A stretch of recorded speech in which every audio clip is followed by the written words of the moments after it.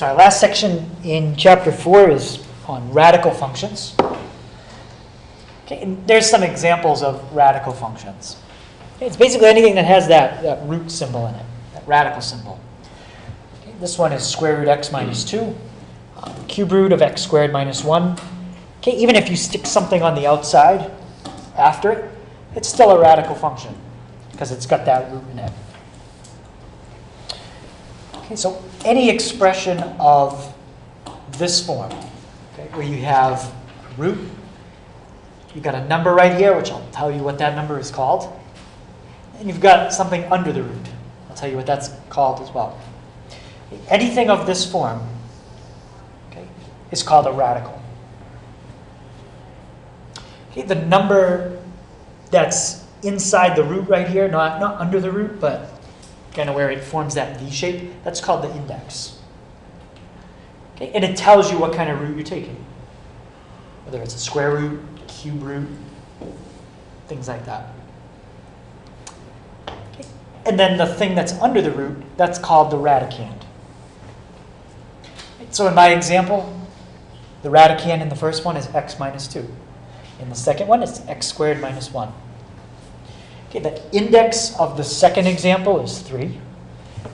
The index of the first example, well, anytime you don't put an index, we assume it's 2. Okay, it's a square root. Okay, that actual symbol, that V shape there, and then the horizontal part, that's your radical sign. Okay, so what we're going to look at is how we can graph radical functions. Okay, we'll look at some properties of them. And then the last thing we'll do is solve radical equations.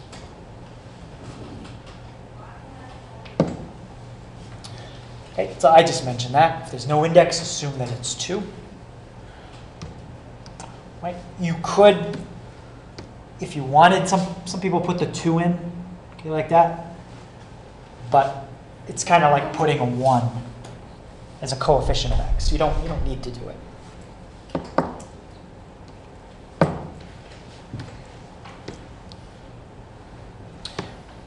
Okay, remember from algebra 2, we can take anything that's written as a radical and rewrite it with a fractional exponent. So here's an example.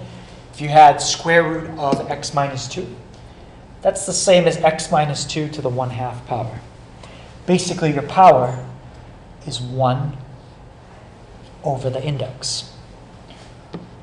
Okay, so if I was going to take a cube root, what fractional power would that be the same as? Right? 1/3. Yeah. You could write it as x squared minus 1 to the 1/3. Okay, and the last one, a 5th root. Okay, what power would that be the same as? 1/5. But we already had a power as the radicand. We had x to the 4th. So now it's x to the 4th to the 1/5. What do you do when you have a power raised to another power? Take these two numbers and Multiply. yeah, what's 1/5 times 4? As a fraction. I don't need the decimal. What is it? 3/4. I guess 4/5. Yeah, 1/5 times 4 is just 4/5. Yeah. Okay, so if you've got a power to a power, that's how you can simplify it. And that's one reason why we might change something that's a root into a fractional exponent. Get something simpler. Okay, any questions on that idea? Okay, in this section, we won't be working with negative exponents, okay? Because our index is always going to be a number greater than 1. Okay, so we don't have to worry about negative roots. Okay, we're not going to talk about that.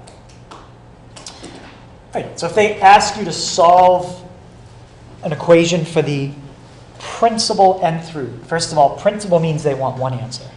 Okay, a lot of times when you solve something, you get multiple answers. Well, if they write the word principal, they only want one answer. Okay, and if you're finding an odd root, basically going to be solving that equation. Okay, so we could have something like x cubed equals 27. Okay, what you do is you take the cube root of each side. Cube root and cube cancel, and I get x equals the cube root of 27. Okay, and what's the cube root of 27? 3. So we could take the cube root of a positive number. Okay, no problem.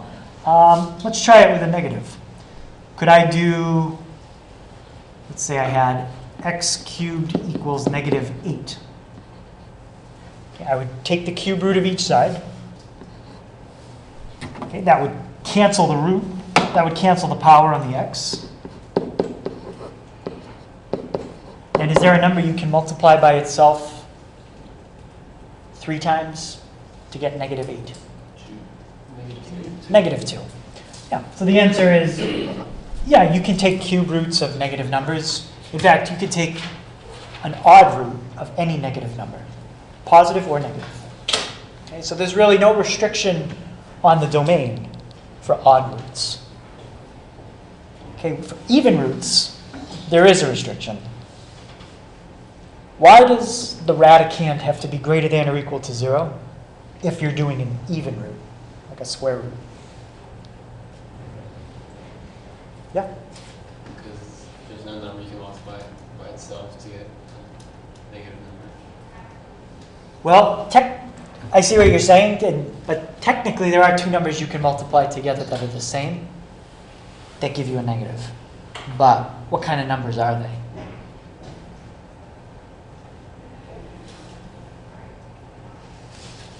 Yeah? Imaginary. All right, so if you start letting the radicand be negative with even roots, you're going to get into imaginaries, and for today, we're not going to deal with imaginaries. So we're going to be finding real solutions. And we're going to look for the answer that's not negative. Okay, principal root means to find the answer that's not negative. In other words, 0 or higher. Right, so a problem like this, you might see x squared equals 9. Okay, does it fit the description? Okay, did I pick a number that's greater than 0? Yep.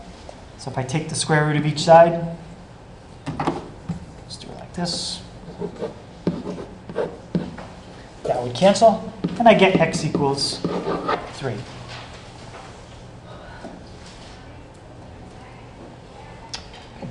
Any question on that? All right. So now I want to look at what happens when we take square roots. Okay. When you take a number and take the square root of it, does it get smaller or does it get larger? Smaller? Depends? Why would it depend? Or what would it depend on?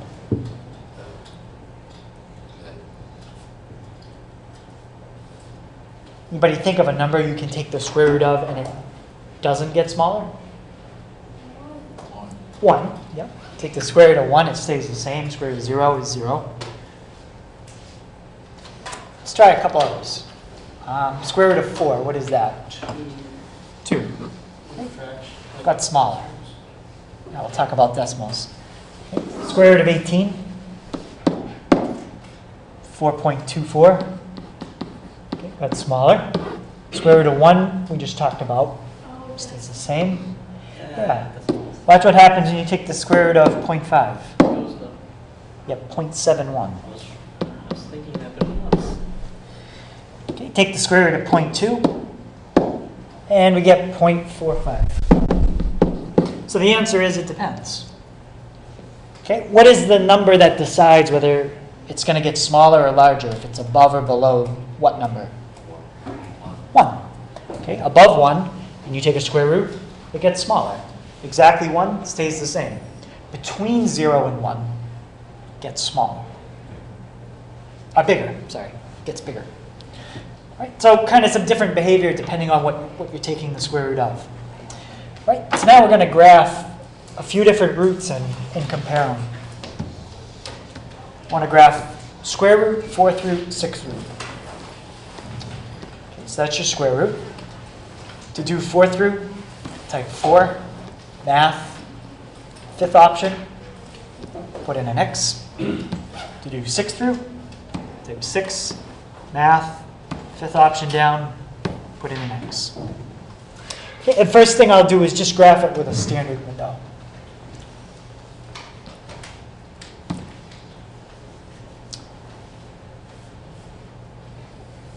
Okay, what's the first thing you notice about where these graphs are in the coordinate plane?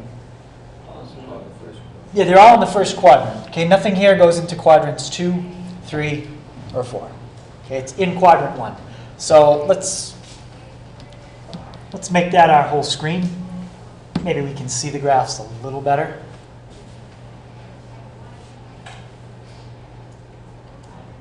Okay, in this view, I think you can at least see towards the right-hand side which one is on top, which one's in the middle, and which one's on the bottom.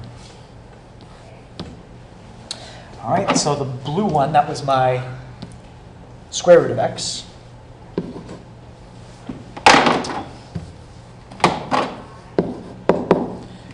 The red one was, I think that was the fourth root. Yep.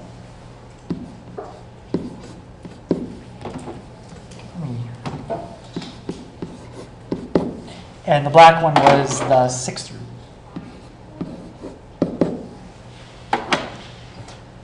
Okay, so for numbers bigger than 1, the square root is on top, the fourth root is in the middle, and the sixth root is on the bottom. But something interesting is happening in that area. Okay, you can kind of see it a little bit, but let's zoom in just on that part. Okay, from 2 to 2. So let's go 2 and 2.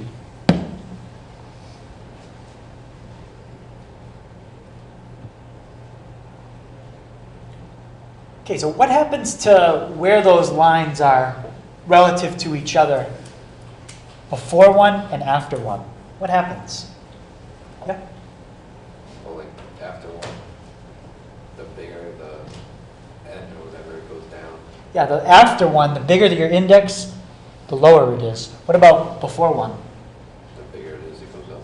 Yeah, the bigger your index, the higher it is. So the behavior changes before 1 and after 1. But they all intersect at 1, 1. Yes, they do. Yep, that's also something important.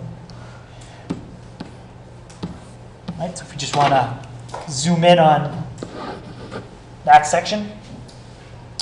All right, before 1, the blue one is on the bottom. After 1, it's on the top. Okay, so they all switch places. They all go through the point 1, 1. And they also go through another point. It's hard to see.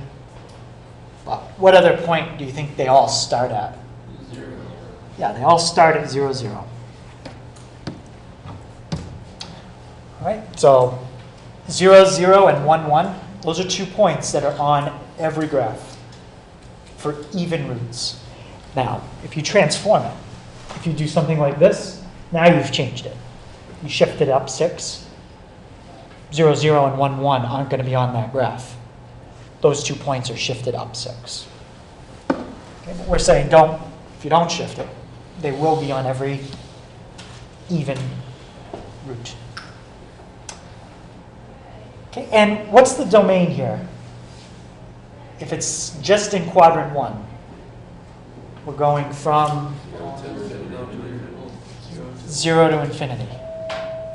Okay, you cannot plug negatives into these kinds of roots. All right, what about the range? How high are these functions going to go? It can go as high as we want. It's very, very slow, but it will keep going up slowly. So the range is also 0 to infinity. Okay, if we're between 0 and 1, okay, looking at this section, okay, the square root is smaller than the fourth root, which is smaller than the sixth root. Okay, the square root is on the bottom, just between 0 and 1.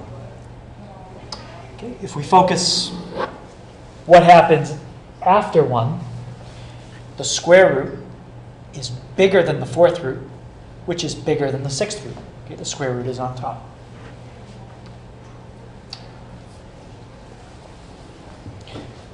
Okay, so there's kind of some interesting comparisons, whether you look before 1 or after 1.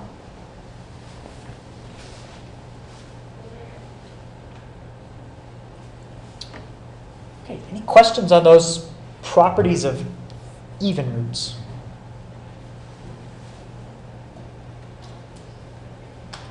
All right, so now we're going to look at some properties of odd roots. Okay, this time I'm just going to graph two, cube root and fifth root.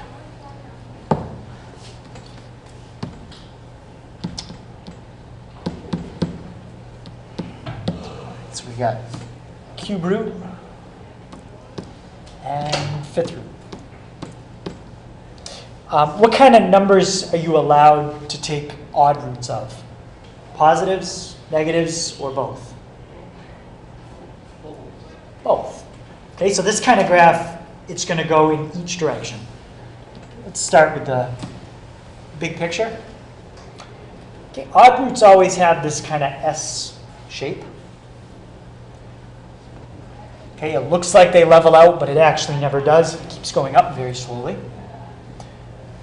But that's the general shape for an odd root. Okay, so let's look at that picture. And now I want to look at which one is on top when. Well, I can see on the right side, the blue one is on top some of the time. The red one is on top some of the time. Where does it look like maybe some interesting things are happening? -2 is positive 2. Yeah, I would focus kind of on this area right here. Okay, let's zoom in on that. Right, so let's go -2 to 2. And we could also do -2 to 2.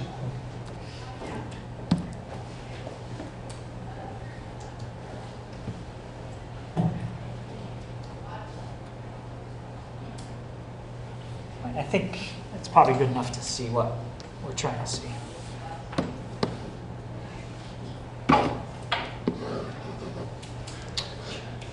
That's the same picture.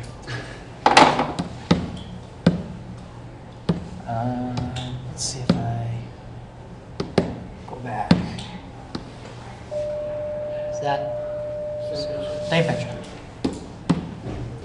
All right. So now we've got both graphs finally, and kind of there's a few things happening. Like if you look at where the blue one is on top, okay, it's on top in a section on the left and on the right, and then the red one is on top in a section on the left part, and then also over on the right part. All right, so this graph kind of switches places back and forth a couple times. Does anybody see some points that looks like all odd functions would go through? 1, comma? 1. Yep, 1, 1 is a point. -1, -1. -1, -1, yep. And 0, 0. Those 3 points are common to every odd graph.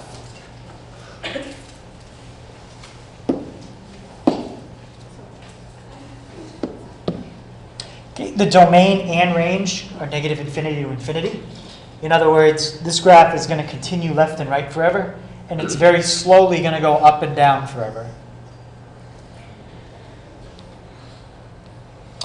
All right, now looking at our cube root and fifth root. Okay, which one was... All right, the blue one was the cube root.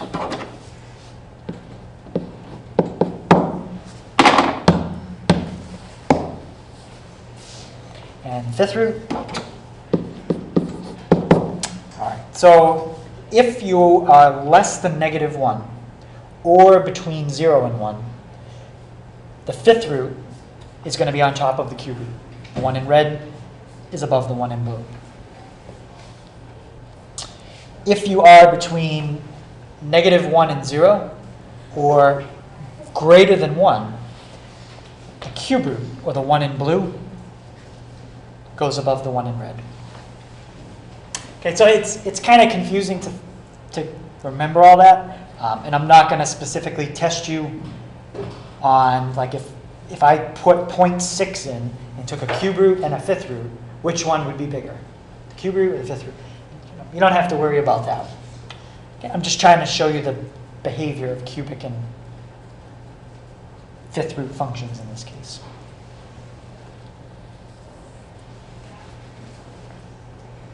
Okay, so any question on the basic shape of an odd root or even root function?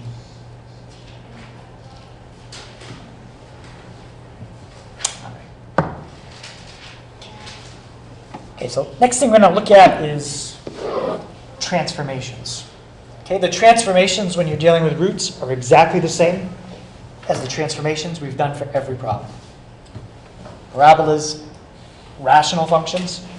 Okay, what we'll do first is we'll go through each letter just to remember what they all do.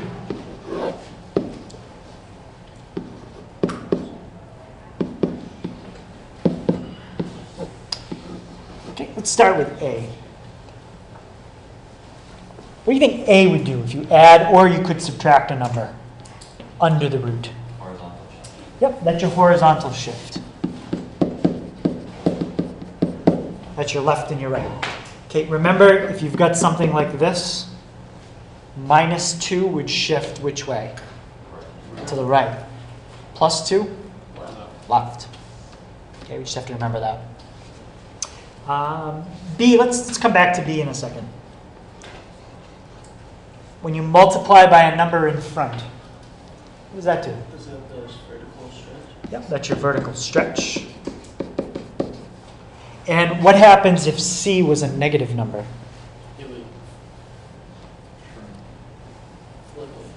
Flip. Okay, a negative causes a reflection. So if you had a picture like this, it would flip vertically. That's a vertical flip. All right, what about D? Adding or subtracting a number at the end. That's your vertical shift, up and down. Okay, and lastly, we have B. Well, just by looking at the pattern up here, what do you think B is? We haven't talked about this a lot.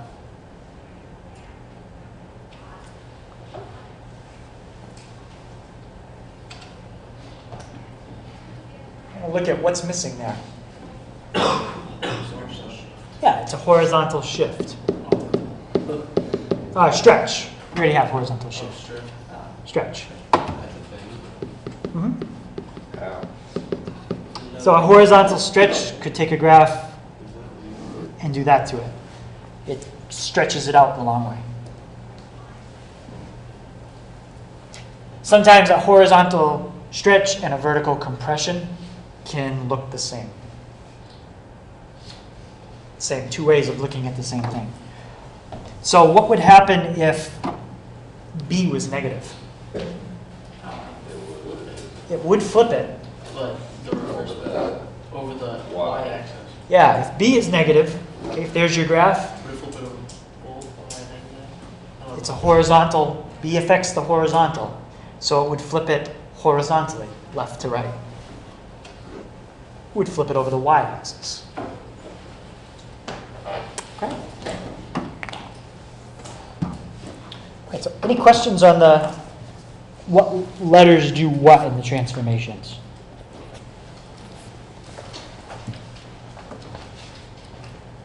All right, so now let's see if we can look at a graph and then identify how it was transformed.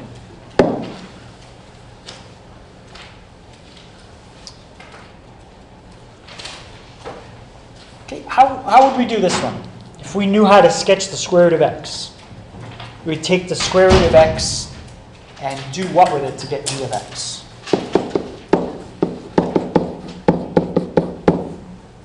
Yep. Shift it to the right too. And we'd shift square root of x,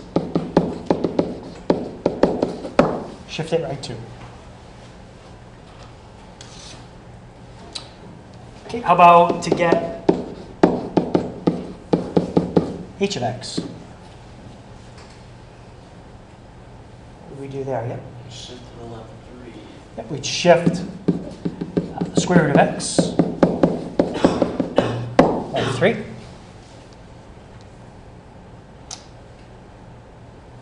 And the last one. What's a little different about how k of x is written? The order. Yeah, the order. Okay, usually when we're looking at transformations, we want the x term first and then the constant. So how could I rewrite this one? So that's true. Right? Square root of negative x plus 3. Negative x plus 3. And now we can see there's actually 2 transformations happening. There's two things. So to get k of x, what's the first thing we would do? Yep. The flip actually comes after. Okay, but I do like that step. We are going to flip or reflect over the y-axis. Okay, and the first thing we would do, Steph? Shift left 3. Yeah, we'd shift left 3. Okay, the letters that I use to describe the transformation, that's the order you do it in. Okay, that's why I use those letters. A, B, C, and D. So horizontal shift, horizontal stretch, vertical shift. That's the order. Okay. Wait, why does it matter? Why does it matter? Yeah. It's kind of like PEMDAS. So if I said take 2, stretch it by 3, and then add 4. Well, if I do it properly, I get 6 plus 4, which is 10. But if I took like a stretch and then added 4 first, I would get 3 plus 4 is 7. And now I'd get times 2, which gives me 14.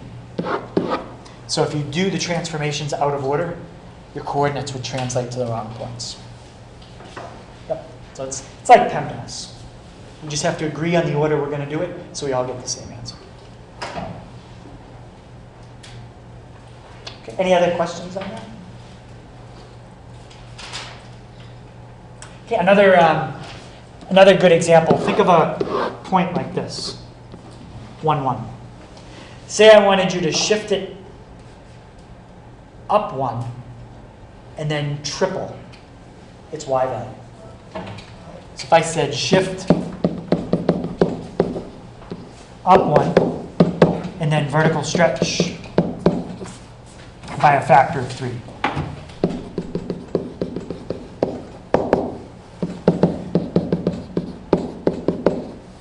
If I do that in the order I have it written, shift up 1, okay, the first thing that would happen is 1, 1 would go where? 1, 2. And then if I stretched it vertically by a factor of 3, that's going to stretch the y value by a factor of 3. So what would that become? 1, 6. All right, now let's say we do it in a different order. Let's vertically stretch it first. So 1, 1 would become 1, 3. And now shift that up 1, 1, 4. See how it ends up with different answers? All right, so always go in that order I showed you, A, B, C, D. All right, so now we're going to look at how we can sketch. Okay, whenever we make a sketch, you always want to include the point that corresponds to 0, 0. Okay, for an even root, 0, 0, I call that the starting point. It starts from that point and then it curves in one direction. For an odd root, 0, 0 is not the starting point. It's like the center point. Okay, all odd roots do something like this.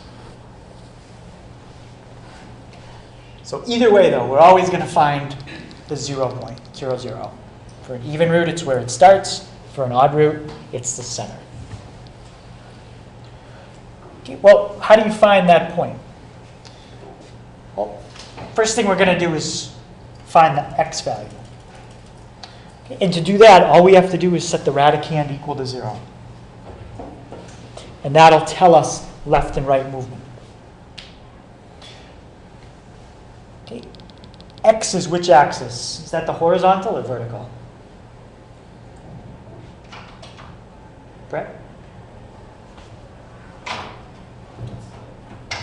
Horizontal. Okay. So notice here I'm telling you to focus on the radicand. The reason why is because the radicand has all the horizontal stuff in it. That's the only reason we need to use it to find x. It'll handle the horizontal shifting and horizontal stretching. Okay. Anything that's outside the radicand, that's vertical stuff. Okay, we'll look at that after. That's going to help us find y values. But if we want to just get the x value, start with what's under the radicand. Set it equal to 0. Now to find the y value, well, once you know the x, take what you got for x, plug it in, simplify it, and see what you get for y.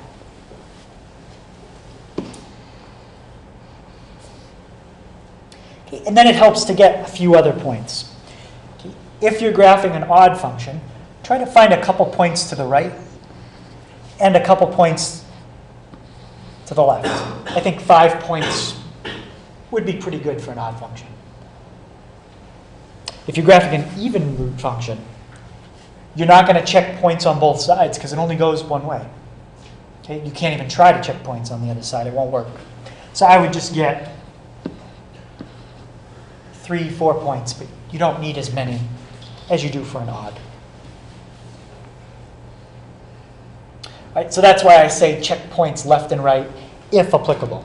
Left and right is only applicable to odd roots.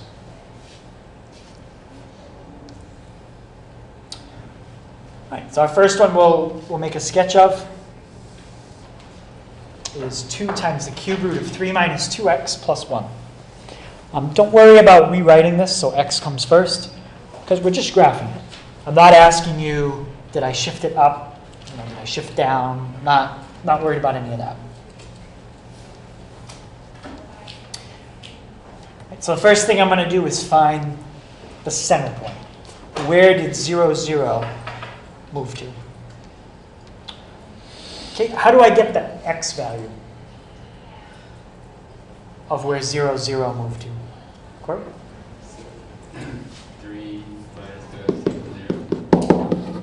Find out what would make the radicand 0, and that'll tell you where the x value moved to. So Corey, what do I get for x in this case? 3 over 2. Yep. 3 over 2. Okay, that's my x. And now, what do I do with that number to find y? Yeah, plug it in. Well, when I plug it in, what do I already know the radicand is going to come out to? 0. I already found this number, and I know that it makes the radicand 0. What's the cube root of 0? 0. 0 times 2? 0. Plus 1. 1. This is basically your y value every time. The plus or minus that's at the end. Almost every time or every time? Every time. Yeah. So we've got our center point is 3/2, comma 1. Okay, and I'm going to get a few other points. Okay, to make my graph. Okay, so I'm going to type this in, which can be a little tricky. You can't type in the 2 and the 3 at the same time. Okay, the 2 in the index. Because what's going to happen if I do this? Yeah, it's going to take the 23rd root. So what I'm going to do is put the 3 in first. I could hit times if I wanted, or just do it this way. That's it. Okay, 2 times the cube root. Looks like 2 cubed, but it's not. 3 minus 2x plus 1. Okay, let's go to our table. Check 3 halves. 3 halves, comma 1. Looks good. All right, let's, yeah, 0 is always a good point. Find the y-intercept. 0, 3.9. Okay, let's get a couple more. Let's do 3, negative 1.9. Let's go out to 10, negative 4.1. And let's try a couple negative x values. Let's try negative 3, 5.2. And let's do negative 10. Well, 6.7. Okay, it's up to you how many points you think you need to graph it. I think that's more than enough.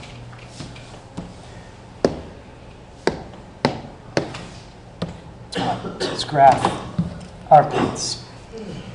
Right, so we got 1.5, 1, 0, 3.9, 10, negative 4.1. All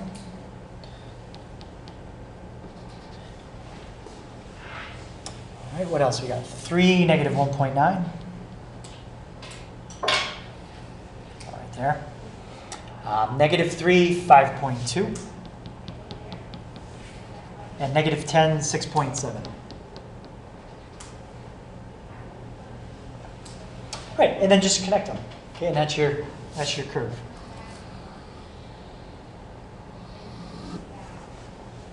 Right, let's compare that to graph on the calculator. Okay. Notice calculator had a little bit of trouble trying to connect it. That's because it goes vertical and the calculator can't sketch vertical lines. Right, so that should be connected. Right in there.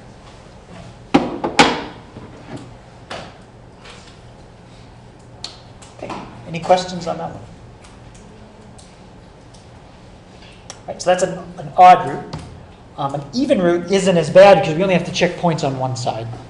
Even roots only go in one direction. So this time, is 0, 0 going to be like my center point or my starting point? Yeah, it's going to be a starting point, and it's going to curve either left or to the right. Okay, but if you look at that negative in front of x, it kind of tells you what's going to happen. All right, let's get our x value for it first. Okay, so what do you set the radicand equal to? 0.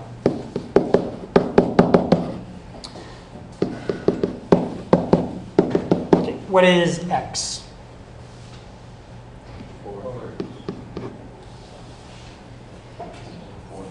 4/3. Yeah, I thought someone said 3/4. And if you plug that back in for x, what do you get for y? Negative 2. -2. Okay, so there's your starting point.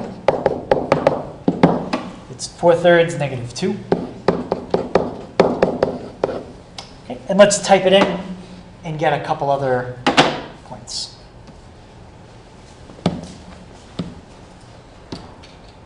All right, so we got 3, and I can't do it that way. Let's type 4. And I think the calculator put in parentheses. I erased it quick. But anybody see how it put in a set of parentheses for me? I think it's going to add them automatically. So 4 minus 3x minus 2. Okay, let's just quit and go back in and see. Yeah, it adds them in, so that's fine. All right, let's check 4/3, make sure we did that right. -2. Okay, 0, we're at 2.2.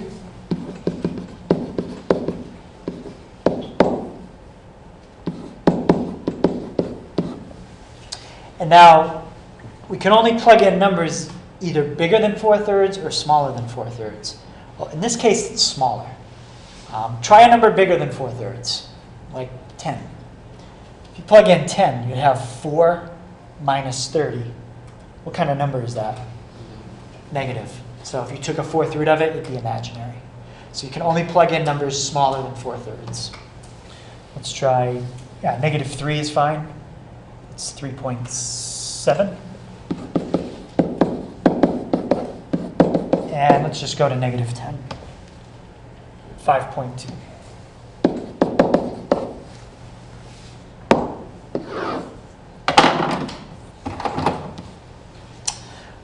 All right, so graph your starting point. 4/3 is 1.3.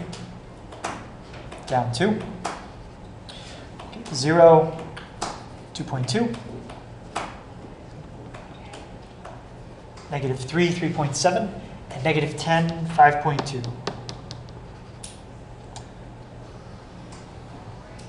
Okay, what's happening to the line as it gets towards the starting point? It's becoming almost what? Vertical. Almost vertical, so the calculator is not going to be able to draw that very well. It's probably going to cut it off pretty high. Okay, can't sketch it to the starting point. Yeah, it just ends. Now, if you zoom in, does everyone see how it's above the x-axis right now? If I zoom in, it might be able to sketch it a little better, but still, it can't do it. And if you trace, like if I trace to almost at 4/3, it's 1.3, so I can't really go much more. That's See if you zoom in more, if it'll get better. well, that's 1.33. So that's where it's supposed to be. So, yeah, but if you zoomed out, you don't see it. Okay, so just don't go by this graphing calculator. Okay, any questions on the sketching? All right, so last thing. Okay, solving an equation. Okay, solving an equation, as long as you know how to distribute, or FOIL, okay, whatever you call it, that's all you need to know. Okay, but anytime you have to solve a radical equation, your first step is to isolate the radical. If there's more than one, pick one. Okay, isolate the radical. Here's an example where the radical is not isolated. It's not by itself on one side. So the first thing I would do here is -2 from both sides. Next, I'm going to raise each side to the power that's the index of the root. So in this case, it's a square root. So I'm going to square and square. When you square, a square root cancels. And in this case, I get x equals 81. I always need to make sure and check for extraneous answers. Okay, because you can get extraneous solutions. And you actually need to go through the full check. It's not just that you could divide by 0 or something like last lesson. It could actually work right up until the very last step of you checking your answer.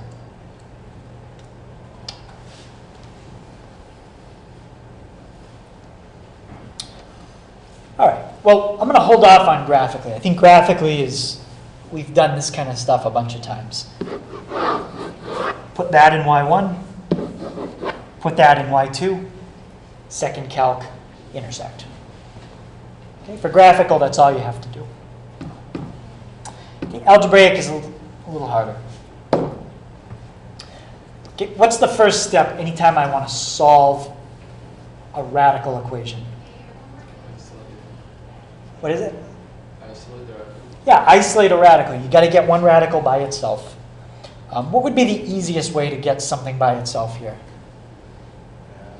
Yeah, add what? Yeah, just move that square root of 4x plus 9 to the other side by adding.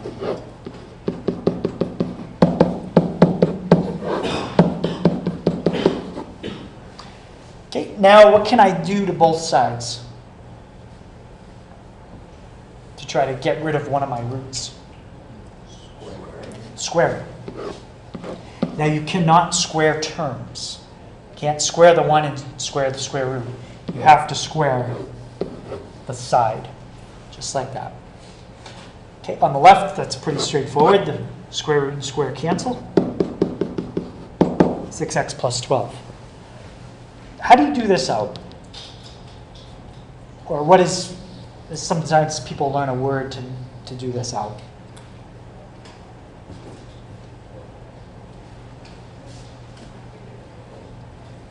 Okay, how would you write this out the long way instead of using an exponent?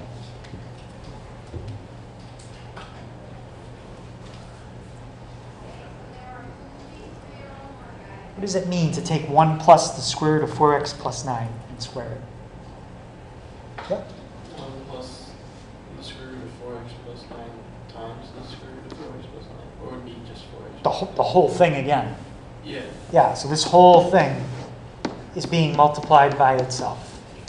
1 plus the square root of 4x plus 9 times 1 plus the square root of 4x plus 9. Right? And how do we do this out? What do we have to do again? Just distribute. Yeah, you got to distribute everything out. Right? So Tom, what's 1 times 1? 1.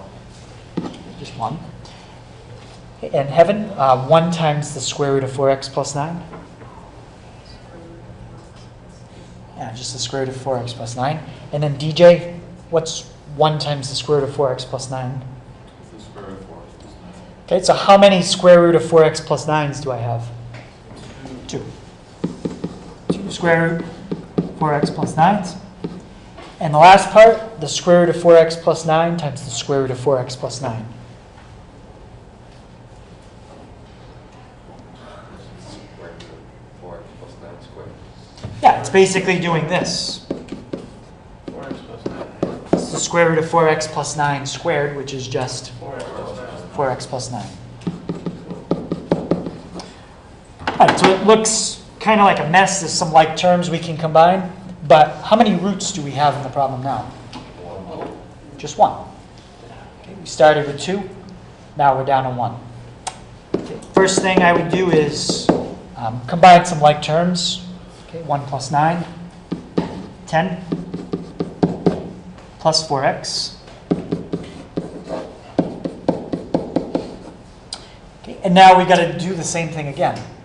Okay, this time we're going to square each side again, and this will be the last time we have to do it. Okay, we got to isolate the radical. Okay, how would I move the 10 to the other side? And the 4x? Right. 6x minus 4x leaves me with 2. Okay, almost got that radical by itself, but I got to get rid of this 2 times. Divide everything by 2.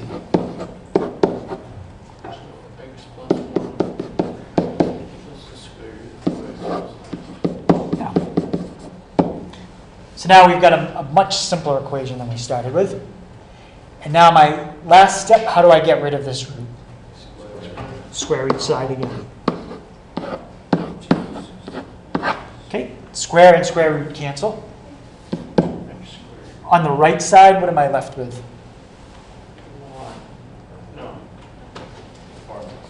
4x plus 9. And how about on the left side? X squared plus 2x. Yep, 2x plus 1. Now we're back to a very familiar kind of equation. It's just a quadratic. So factor it, quadratic formula, however we can solve it. So x squared, if I move all my x's to the left, minus 2x. My constant is going to be negative 8. And I think we can factor that. Yeah. Yeah, it is. It's a lot of different things we've learned. So many- Factoring, squaring, foiling. That's so many things you can get wrong. A lot of things, yeah, you can make an easy mistake here. Let's try it. We got plus 2x minus 4. Yep, looks good. So what are my two answers? 4, -2. -2. And we got to make sure they work. Okay, it's the last step. Let's check 4. What's 6 times 4? 24. Plus 12? 36. Square root of 36? 6. 6. 4 times 4? 16. 16 plus 9. 25. Square root of 25? 6 minus 5, give me what I want? Yep. Okay, 4 is good. Let's try -2. 6 times -2? -12 plus 12. 0. Square root of 0? 0. 4 times -2? -8 plus 9? -1. Positive 1. Positive 1. And square root of 1? Does that give me what I want? No. No. So it makes brains. That answer doesn't work. Okay, so this problem that I just gave you, this is the worst kind of root problem you could have. Okay? The worst. Yeah. Any problems besides this one are either going to be the same level or easier. They don't get any harder than that. Okay, and the last one, which I'm going to hold off on. How would you do that on the calculator? You just put Y1 and Y2. Yeah, just put this in Y1, put this in Y2, and you might have to calculate what? You're going to have to calculate some intersections and see where Y1 is above Y2. Okay, nothing, or equal, yeah. Nothing we haven't done before. Yeah. Okay, we've done that. Just make sure you know how to type in roots like that on the calculator. All right, so the homework, it's on 255. 1, 3, 5, 6, 12 through 14, 20 through 22, and 28, 31, and 35. Okay, so we'll go over that tomorrow, and then we'll start Chapter 5 tomorrow.